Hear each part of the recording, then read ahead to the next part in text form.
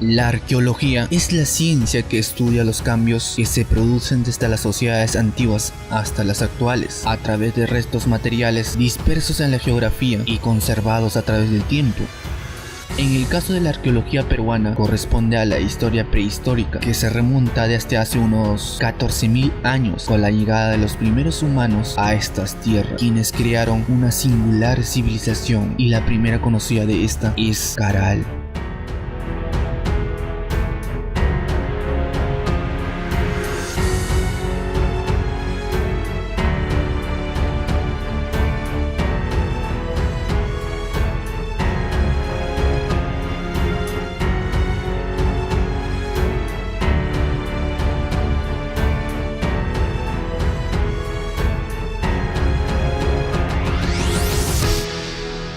El 1 de julio de 1986, como reconocimiento al arqueólogo peruano, mediante resolución suprema número 115 ET86, se estableció la fecha del natalicio de Tello como el Día del Arqueólogo Peruano, expresando un reconocimiento al profesional de la arqueología en el país. Tello. Este día se rinde homenaje a Julio César Tello por su extensa labor que ha quedado registrada en cuantiosos libros y artículos, así como en descubrimientos realizados durante las numerosas expediciones arqueológicas que dirigió. Fruto de ellas fueron los descubrimientos de la cultura Chavín y Paracas. Pero, ¿quién es Julio César Tello? Tello nació el 1 de abril de 1880, hijo de campesinos. Su apelativo familiar era Saruco, que al parecer significaba arrollador. Tello fue el primer peruano en lograr una maestría en una de las mejores universidades del mundo. Asimismo, fue el primero en enseñar el origen autónomo del desarrollo de la civilización de los Andes peruanos, y dedicó grandes esfuerzos a fundar el Museo Nacional de Arqueología, hoy convertido en el Museo Nacional de Arqueología, Antropología e Historia del Perú. La teoría de Tello explica que en la prehistoria numerosos grupos de hombres nómadas llegaron a la selva amazónica y se dedicaron a la caza, a la pesca y a la recolección para sobrevivir. En una búsqueda de una fuente de alimentos más sostenibles, continuaron su camino hacia el norte, donde se volvieron sedentarios gracias a la práctica de la agricultura, y la primera de ellas sería la civilización de Chavín, que tendría su centro de cultura en Huantar. A partir de esta es que habrían surgido el resto de las civilizaciones peruanas, y las que Julio César Tello dedicó gran parte de su vida en estudiarlas, hasta que se descubrió Caral, desplazando a Chavín. Caral es considerado como la primera civilización de las Américas.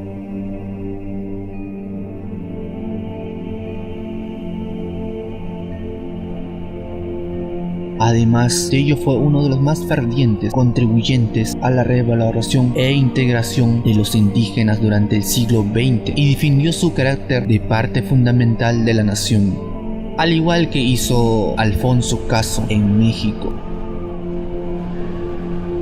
Tello contrajo cáncer y falleció un 3 de junio de 1947 a los 67 años de edad, dejando claro su voluntad de ser sepultado en el Museo de Arqueología, Antropología e Historia del Pueblo Libre, donde yacen sus restos hasta el día de hoy.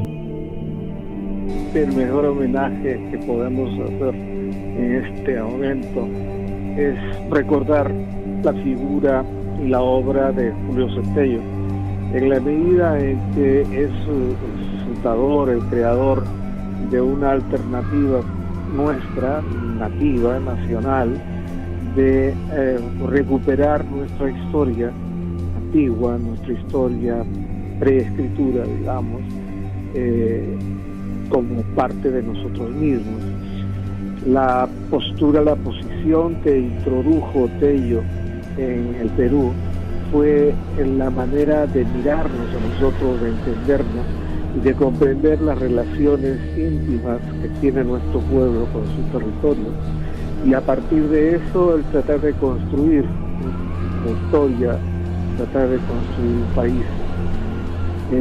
La arqueología con Tello asume una posición frente al mundo, frente a la vida, que es distinta a aquella que estaba siendo procesada en sus épocas iniciales, que consistía simplemente en recuperar lo que el mundo indígena había hecho, incluso con la propuesta de que no eran los propios peruanos los que hacían su historia, sino que sus avances eran el resultado de influencias externas, favoreciendo de esa manera el mito de que nuestra única manera de avanzar es con la ayuda externa.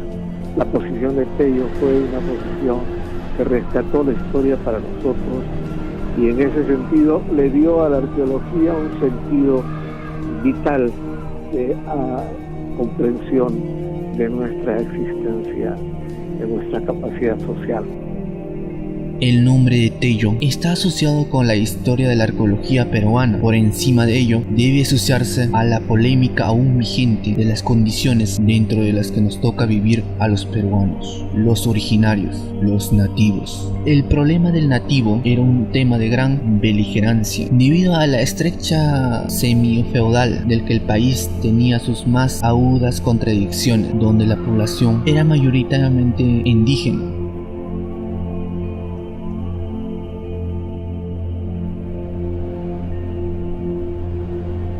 El gobierno del país durante décadas estaba en manos de grandes terratenientes agroexportadores que echaban la culpa de las decadencias del Perú a las amplias masas de los campesinos, que según ellos vivían empobrecidos por el alcohol, la coca y otros vicios.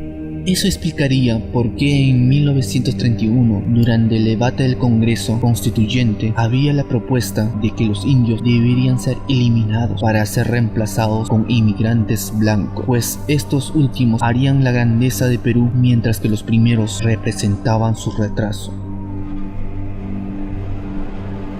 No podían ser ciudadanos porque no hablaban castellano, no podían ser médicos, no podían ser abogados, no podían ser ingenieros, no podían estudiar la secundaria, no podían leer libros porque no hablaban el castellano. No tenían derecho de ciudadanía porque no hablaban el castellano. Es decir, de una manera impresionante que en este momento nosotros no seríamos capaces de soportar.